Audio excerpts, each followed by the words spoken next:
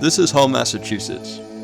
It's basically a sandbar with a strip of houses on it. One road in, one road out, so don't fuck up. Its main attraction is being a place to live on the beach and be able to commute to Boston easily, and it's getting to the point where that's all there is to do. There used to be a big amusement park in Hull, which I'm told was locally famous, but that got torn down before I was born to make room for condos. Now all that's left of it is a little strip of boardwalk, which is also set to be torn down to make room for more condos. A lot of people say they love Hull, but most of them either mean that they loved Hull a few decades ago when it was a thriving working class community, or they just love any source of semi-affordable waterfront housing in the Boston area. But there's at least one person who genuinely loves the community of Hull as it really is. His name is Tim Lawrence, or Tim Sean to some. Me and my friends met Tim late one night in front of the only 24-hour convenience store in town, where he cryptically invited us to come to the beach. We'd assumed he was inviting us to a party on the beach, but when we got there, it was just him. We sat there and had the first of many hours-long conversations with him. He told us he lived up on the top of the mountain down the street, and we exchanged numbers and planned to meet again. I've tried to describe Tim to people who don't know him tons of times, usually not very successfully, and always taking way more time than the length of this documentary. But to give it a shot, here are a few things that are true about Tim. Tim is a gay black man in his late 30s from Newport News, Virginia. He was a U.S. Army sergeant who commanded 170 troops in Iraq, and since he got out of the military, he's been a prolific musician who's released 6,500 recordings of original songs and covers, all exclusively on the platform Smule, and he posts even more than that on Facebook, where he's embroiled in constant beef, which for a guy with less energy would distract from being the CEO and founder of these companies, but Tim is literally constantly busy with these and other ventures, and it doesn't seem to wear at him at all. Tim was once invited to lead the local chapter of the new Black Panther Party, which he turned down when he learned that they're Holocaust deniers, and he once donated sperm to a lesbian couple with no medical supervision using a turkey baster, and during the war he had an Iraqi boyfriend, and he has an estranged wife and a child named Tim Jr., and he doesn't believe the sun is real. A type of magic seems to surround him. A lot of stories he tells about himself don't seem possible, but prove to be true. But the most important quality of Tim by far are his social skills. He has an ability to talk to anyone he just met like they've been friends for years. Nearly everyone in town knows Tim, and his circle of friends is ridiculously large and diverse. But plenty of people hate Tim too, and they mostly share one common reason. This is the story as Tim tells it.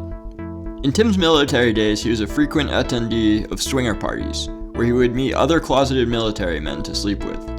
At one of these parties, he met a fellow soldier who we'll call Max, and they started hooking up semi-regularly. Once, Tim's wife walked in on Tim performing oral sex on Max in their garage. Now, if Max admitted to being gay or bi, he stood to lose his wife, kids, and social standing in the army, and so he chose his own life over Tim's. Max accused Tim of rape.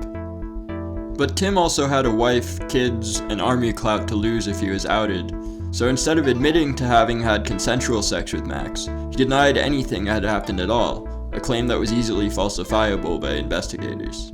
Later on, he'd realized that he was making a mistake and told investigators the truth, but by then it was too late. In a case that mostly came down to one person's word against another's, Tim had revealed that he was willing to lie about it. It's important to note that military courts are mainly designed to maintain order in wartime, so they operate a bit differently from civilian courts. The jury does not need to come to a unanimous decision in order to convict, and overall, the conviction rate is 3.5 times higher in military courts versus civilian courts.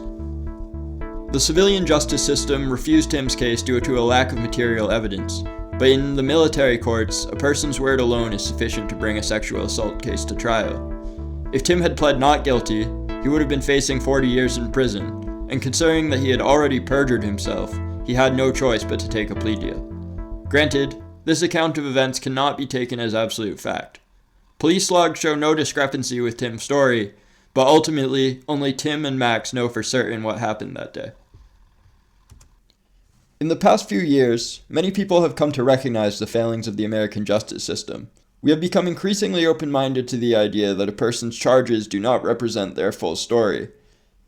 This nuance, however, is almost never afforded to sex offenders, despite the fact that we all know intellectually that there must be people who get convicted of sex crimes they didn't commit, just like with any other crime. Sex crimes are certainly evil, but our justified hatred of them as a society makes it difficult for us to approach that element of the justice system with the same critical lens we use for the rest. I can't tell you what to conclude about Tim. I can say that from years of knowing him, I do not believe he's capable of either the crime he's accused of, or lying about it so consistently and convincingly. Hull is a boring town with a lot of lonely people, and Tim brings entertainment, friendship, and compassion to everyone here willing to accept it.